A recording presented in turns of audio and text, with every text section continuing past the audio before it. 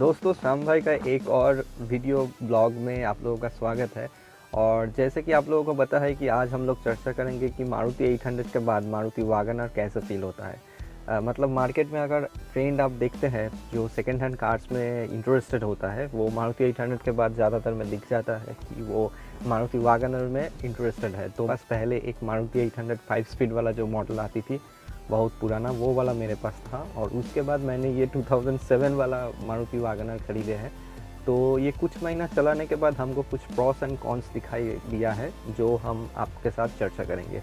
अगर आप लोग भी मेरे साथ सहमत है तो कमेंट्स में ज़रूर कमेंट कीजिए कि जो मेरा फील है वो भी अगर आप लोग फील करते हैं मारुति वैगन आर और 800 अगर आप दोनों ही चलाए हैं। दोस्तों सबसे पहले मैं 800 के बाद ये वैगन आर में मैं कौन से यही बताना चाहूँगा कि ये जो साइड रेल है, मतलब ये छत से जो नीचे आ रहा है बॉडी का, ये जो पिलर, तो बीच वाला पिलर के बाद ये वाला जो आ रहा है ना, ये एक्चुअली इतना 800 के से कंपैरिजन में इतना चौड़ा है। तो जब हम इस गाड़ी को कोई नैरो गली में घुसा रहा है, नहीं तो जो जब टर्निंग करते हैं तो तब ये वाला पूरा मतलब व्यूज़ को ऑब्स्ट्रक्ट करता है।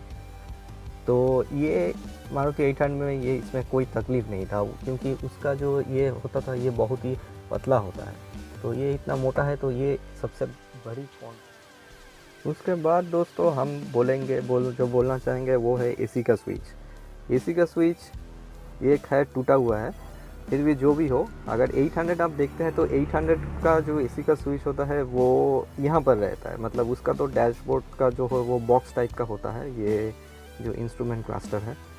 तो यहाँ पर जो है उसका एसी का स्विच आपका स्टीयरिंग के साथ ही आप उसका ऑपरेट कर पाइएगा, आपको स्टीयरिंग से छोड़ के हाथ लेके नहीं जाना पड़ेगा। लेकिन आपका ये यहाँ पर जो होता है इसका एसी का स्विच इतना दूर रहता है, तो जब आप सामने देख के चलाएँगे तब आपको हो सकता है कि आपको थोड़ा यहाँ पे नज़र डालना पड़े। तो ये हमको 2 नंबर दिखा। दोस्तों 3 नंबर है जो इसका पेडल ऑपरेशन। मतलब इसका पेडल ऑपरेशन में मैं बोलना चाहूँगा कि मारुति 800 का जो पेडल होता है, जो क्लच और ये ब्रेक, तो ब्रेक तो फ़िलहाल ठीक है, लेकिन क्लच जो है ये मारुति 800 से ये बहुत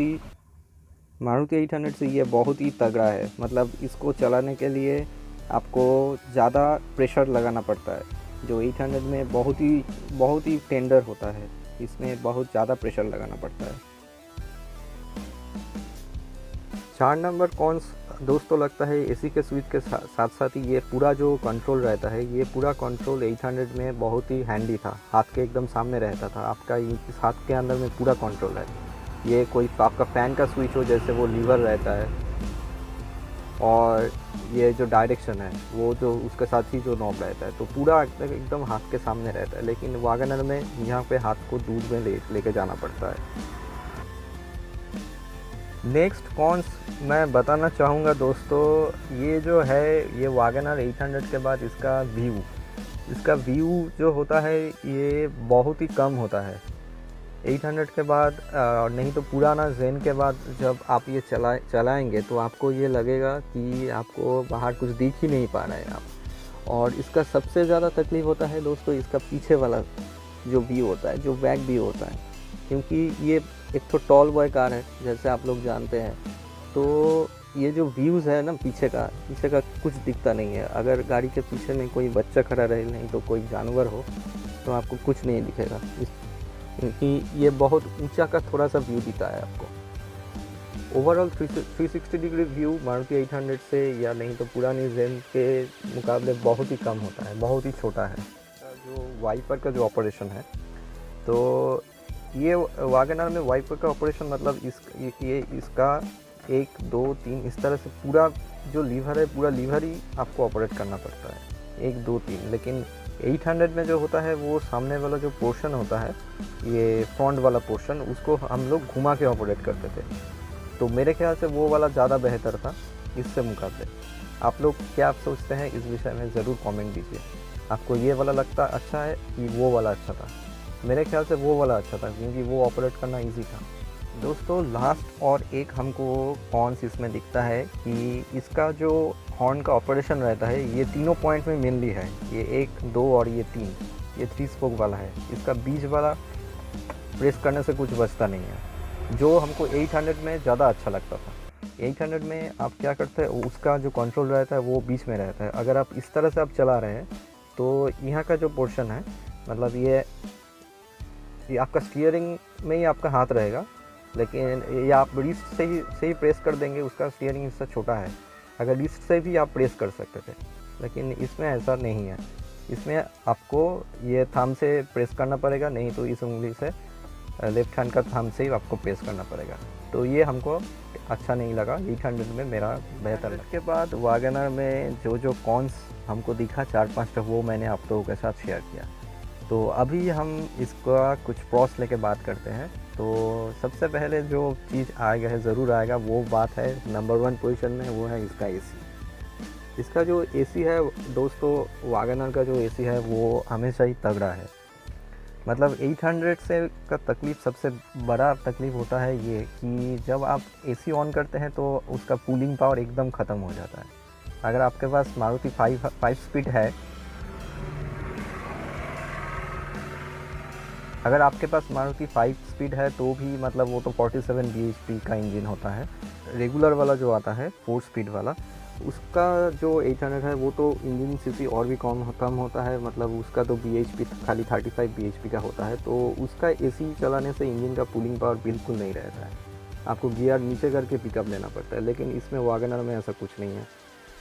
ये 2006 से 2010 में ये 1.1 लीटर इंजन है, तो इसमें एसी का फ़र्क खास कुछ पड़ता नहीं है। तो और इसका कूलिंग भी बहुत अच्छा रहता है। तो ये हो गया मेरा नंबर 1। और नंबर 2 वाला दोस्तों हम बताना चाहेंगे कि इसका इंजन पंच, 800 से इसका इंजन पंच बहुत ही तगड़ा है, बहुत ही तगड़ा है, बहुत अच्छा लगेगा आपको इंजन पंच। तो अप टू 80 अप टू 100 तक आपको बढ़िया से पंच देगा इंजन का, चलाने में बहुत ही मज़ा आएगा आपको। नंबर 3 दोस्तों, इसका पावर विंडो।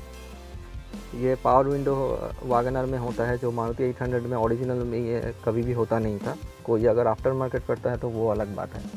तो इसका फ्रंट 2, इस गाड़ी में जो है इसका तो फ्रंट 2 विंडो में है, और 4 विंडो वाला पावर विंडो भी होता है उसमें, लेकिन 800 में तो ऐसा कुछ है नहीं। और उसके बाद दोस्तों ये पावर स्टीयरिंग बहुत ही स्मूथ है। मारुति 800 में पावर स्टीयरिंग होता नहीं है, तो ये अच्छा बात है। उसके बाद दोस्तों ये बोलना चाहूँगा कि इसका जो फ्यूल लीड है, ये जो फ्यूल लीड ओपनर और बूट ओपनर इसका रिमोट से ओपन होता है। मतलब इस तरह से आप दूर से ही ओपन कर पाइएगा। आपको चाबी देके आपका इसका फ्यूल लीड तो ओपन होता नहीं है, लेकिन आप बूट को चाबी से भी ओपन कर सकते हैं। नेक्स्ट अच्छी पॉइंट है दोस्तों, इसका वैगनर में इंजन का इमोबिलाइज़र होता है। मतलब जब आप चाबी ऑन करते हैं तो यहाँ पे एक ठो इंजन इमोबिलाइज़र का एक ठो सिग्नल आ जाता है। तो मतलब उसके कोई अगर चोर आपका चाबी डुप्लीकेट कर भी ले तो वो वाला इंजन स्टार्ट नहीं होगा। नेक्स्ट है दोस्तों एसी वेंट।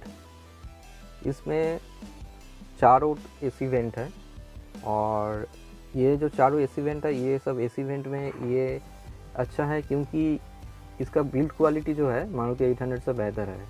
मारुति 800 में पुरानी हो जाने के टाइम पे उसका जो सेपरेट वाला जो पोर्शन रहता है वो बंद हो जाता है यहाँ पे, लेकिन इसमें ऐसा कुछ होता नहीं है, ये बंद नहीं होता है। अगर बहुत ज़ोर से चलेगा तो कभी कभी बहुत दूर के बाद ये ऊपर हो जाता है, लेकिन इसमें खास आपको कुछ तकलीफ़ नहीं होगा। लेकिन 800 में जो एसी वेंट है उसको आपको कागज़ लगा के ठीक रखना पड़ता था अगर पुरानी हो जाती है तो।